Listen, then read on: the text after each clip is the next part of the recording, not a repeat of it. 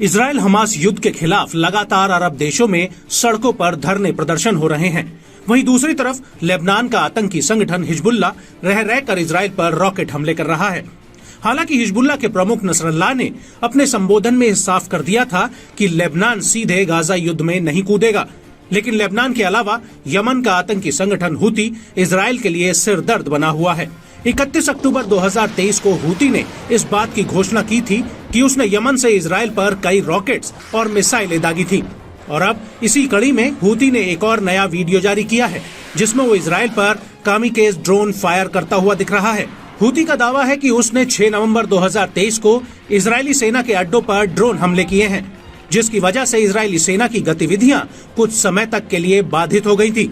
इसको लेकर हूती के प्रवक्ता याह्या सारी ने ट्विटर पर एक पोस्ट लिखा है कि यमन के सशस्त्र बलों ने पिछले कुछ घंटों में इजरायली दुश्मन पर कब्जे वाले जगहों पर ड्रोन्स का एक जत्था दागा है।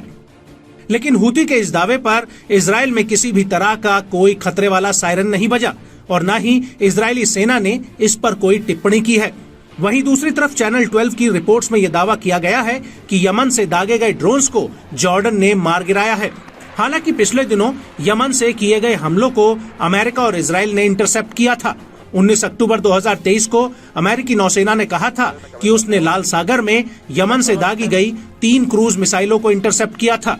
इसके बाद 28 अक्टूबर को मिस्र में एक धमाका हुआ था, जिसके पीछे भी इजराइल ने हूती द्वारा किए गए ड्रोन अटैक को जिम्मेदार माना था।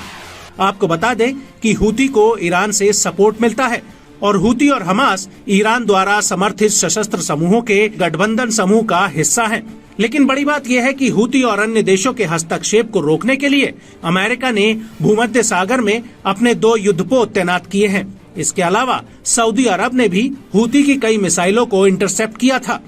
हालांकि गाजा युद्ध को लेकर सऊदी ने इजराइल के खिलाफ अपनी आवाज मुखर की थी, लेकिन सऊदी अरब का क्षेत्रफल बड़ा होने की वजह से उसके एयर डिफेंस से हूती की मिसाइलें बच निकल सकती हैं, और यही वजह है कि खुद इजराइल ने अपने जंगी जहाजों को लाल सागर में उतार दिया है।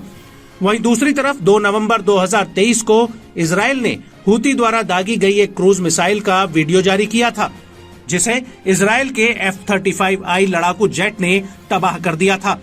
और इसी दिन इजरायली एयर डिफेंस सिस्टम ने हूती द्वारा दागी गई जमीन से जमीन पर हमला करने वाली मिसाइल को लाल सागर इलाके में इंटरसेप्ट किया था।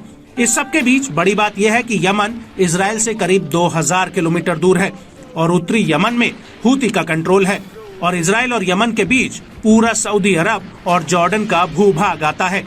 लेकिन उसके बावजूद वो लगातार इजराइल पर हमले करने की कोशिश में लगा हुआ है।